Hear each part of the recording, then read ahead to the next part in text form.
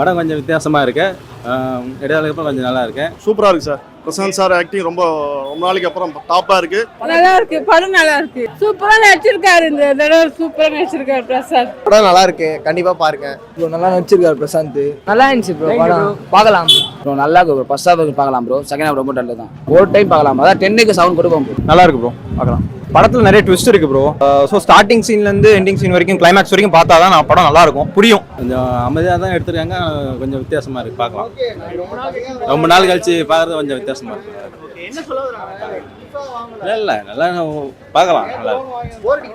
ஓவர்ல அடிக்கும், சாங்லாம் நல்லா இருக்கு. ரொம்ப த்ரில்லிங்கா இருக்கு படம். மியூசிக்கும் நல்லா இருக்கு. எல்லாருக்குமே முக்கியத்துவம் கொடுத்துருக்காங்க. கேரக்டர் நல்லா இருக்கு. 10க்கு 10 கொடுக்கலாம் சார். பிரசாந்த் சாரோட ஆக்டிங் ரொம்ப டாப்பா இருக்கு. ரொம்ப நாளைக்கு அப்புறம் கண்டிப்பா செகண்ட் இன்னிங்ஸ் ஆரம்பம் சார். அது ஒரு த்ரில்லிங்கா இருக்கு, ரொம்ப த்ரில்லிங்கா இருக்கு.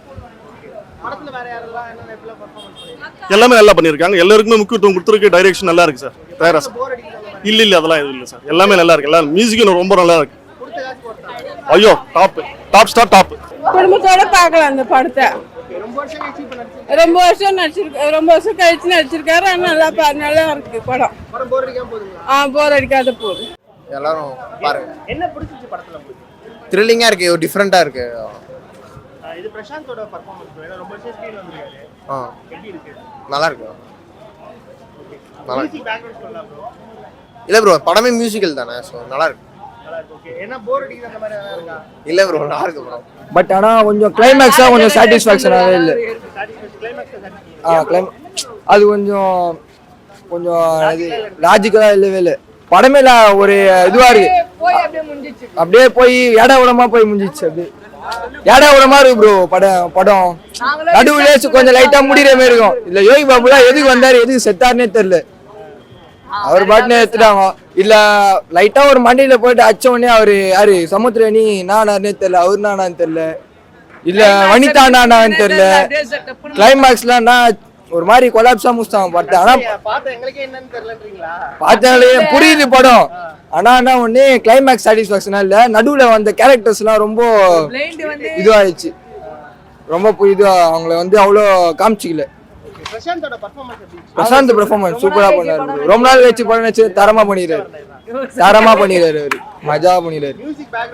மியூசிக்லாம் சூப்பர் ப்ரோ. லாஸ்ட்ல அந்த ஸ்ரீராம் பாட்டு செம்ம.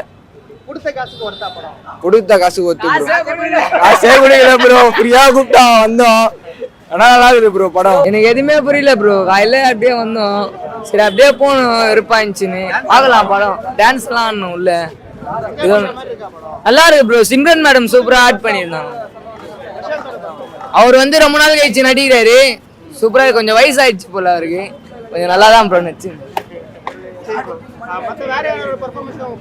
யாரு யோகி பாபு வந்தாரு, ஏன் செத்தாருன்னே தெரியல ப்ரோ. அவரு கொஞ்சம் காமெடி இல்ல யோகி பாபு கிட்ட. ஆமா, கொஞ்சம் நல்லா இருந்துச்சு. அப்படியே படம் ஸ்டார்ட் பண்ணி அப்படியே முடிச்ச மாதிரி இருந்துச்சு. கொஞ்சம் கருத்து இல்ல. ஆமா பார்க்கலாம். படம் தான் தம்பி தான் எப்பவும் போல தான் வழக்கம். கள்ளத்தொடர்பு, இந்த கொலை இதுவே அந்த மாதிரி தான். ஸ்க்ரீன் பிளே நல்லா இருக்கு ப்ரோ. ரொம்ப நாள் கழிச்சு பார்க்க நல்லா இருக்கு. பழைய சாங்லாம் சௌலமியா சாங்லாம் பார்க்கறதுக்கு தலைவர் பார்க்க நல்லா இருக்கு. அதெல்லாம் குரலாம் சொல்ல முடியாது. லாஸ்ட் செகண்ட் ஹாஃப் மட்டும் டல் பண்ணிட்டாங்க, அது மட்டும் தான். ஆமா, செகண்ட் ஹாஃப் சுத்தமாக சரியில்லை. 20 மினிட்ஸ் 1 மினிட் கழிச்சு வேற ஸ்டோரி சொல்லும் போது நமக்கு அதை ஃப்ளோல பார்க்க முடியல.